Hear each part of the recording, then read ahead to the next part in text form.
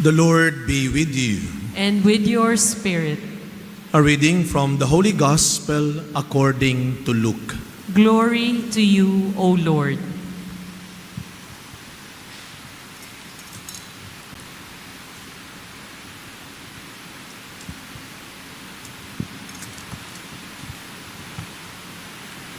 Jesus said to his disciples, I have come to set the earth on fire, and how I wish it were already blazing. There is a baptism with which I must be baptized, and how great is my anguish until it is accomplished. Do you think that I have come to establish peace on the earth? No, I tell you, but rather division. From now on, a household of 5 will be divided, 3 against 2, and 2 against 3. A father will be divided against his son, and a son against his father, a mother against her daughter, and a daughter against her mother, a mother-in-law against her daughter-in-law, and a daughter-in-law against her mother-in-law.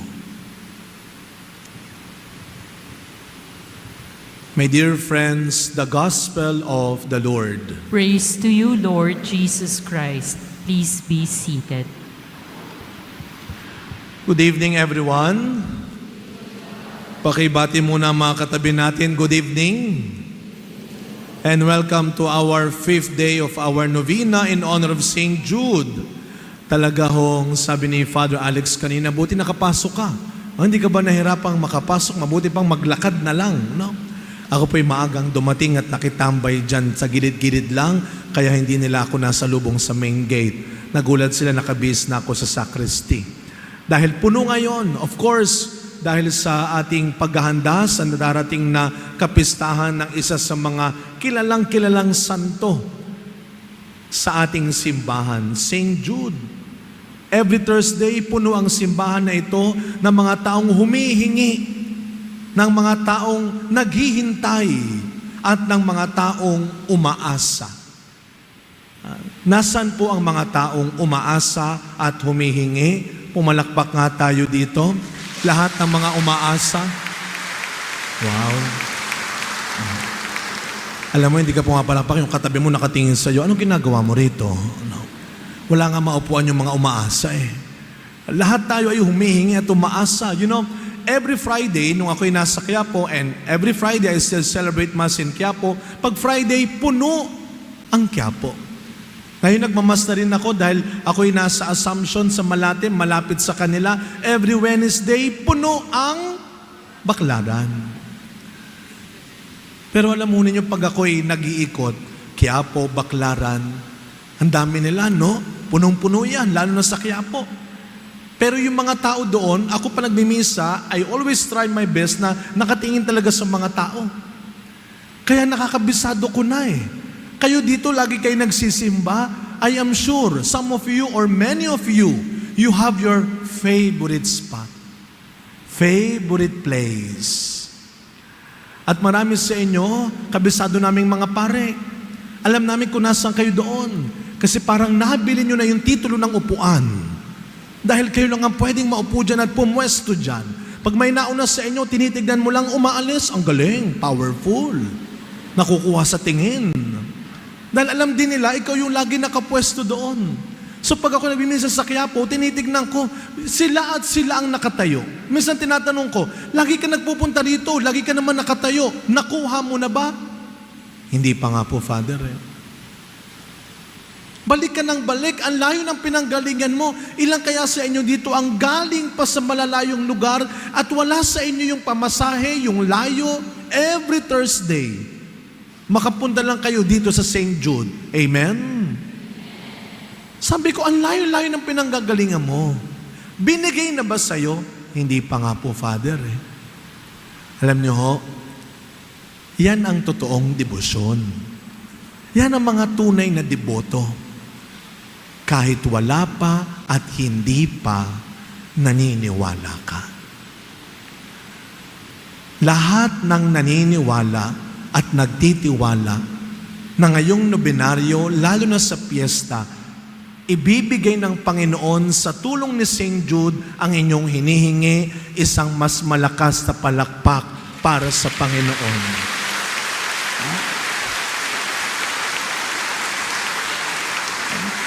Yung iba nakataas pa ng kamay, Lord, unahin mo na ako, Lord, please. Mukhang mayaman naman itong katabi ko, Lord, no? Mukhang nakakaluwag-luwag na itong katabi ko. Baka pwedeng mauna na ako. You know, I really love to see people with that kind of hope and faith. Kung nandito lang ako kayo sa harapan, napakaganda ninyong tignan. Hindi lang pakinggan. Because that is the first gift of every devotion that we have. I believe not just St. Jude. We have our devotion to Mama Mary also and to other saints like Padre Pio. And that is the first gift of every devotion. To increase our faith, to increase our hope. And all of you, kahit yung mga nasa online lang, para sa inyo ang responsorial psalm natin tonight. Blessed are they who hope in the Lord. Doon lang pinagpala ka na. Yun pa lang, pinagpala ka na. Yun lang nabubuhay ka pa rin ng may paniniwala at pagtitiwala. Abay, grasya na yun. Biyaya na yun. And while sitting, at tinitignan ko po kayo, nakakatuwang makita, maraming kabataan ang nandito. Estudyante ang nandito.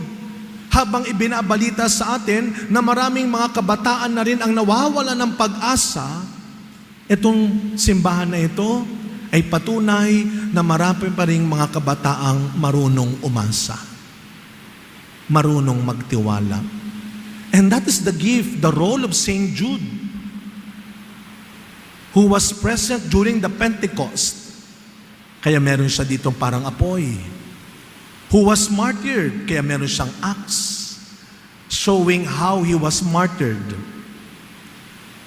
That is the role, the gift of St. Jude, to help us and to lead us to hope in God again and always.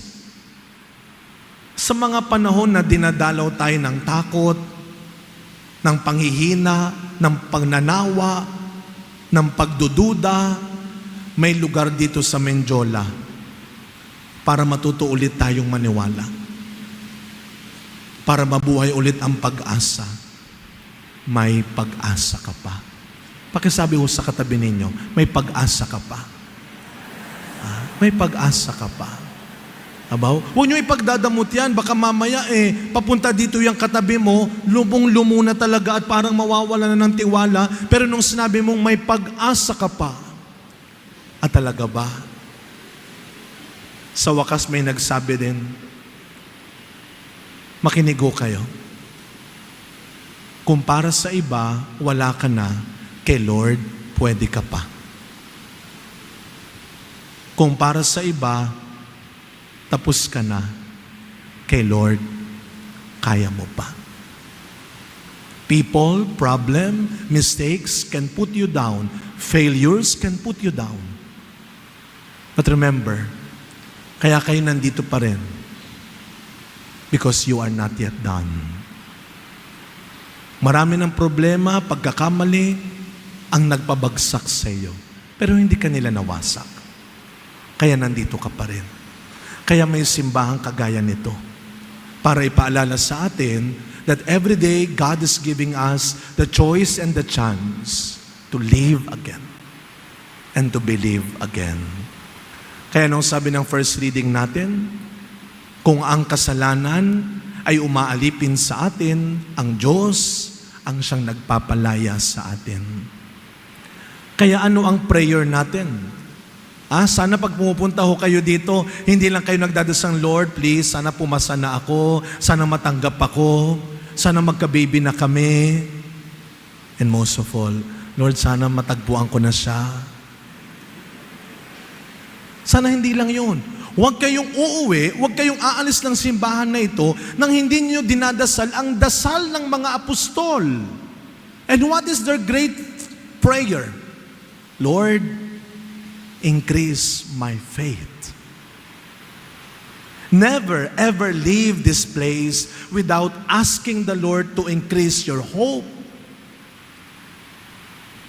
Ano ang dahilan? Bakit may mga kapatid tayo na ang bilis nilang sumuko na, bumigay na, umayaw na? Anong sabi nila? Sapagkat ako'y naubusan na ng pag-asa.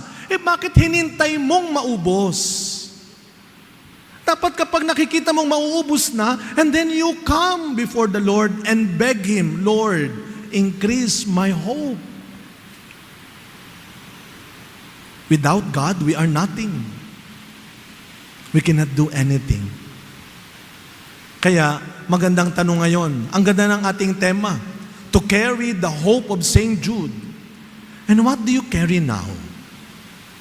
Anong dala-dala mo dito? Puro sama ng loob. Anong dala-dala mo dito? Paghihiganti. Puro takot. What do you carry?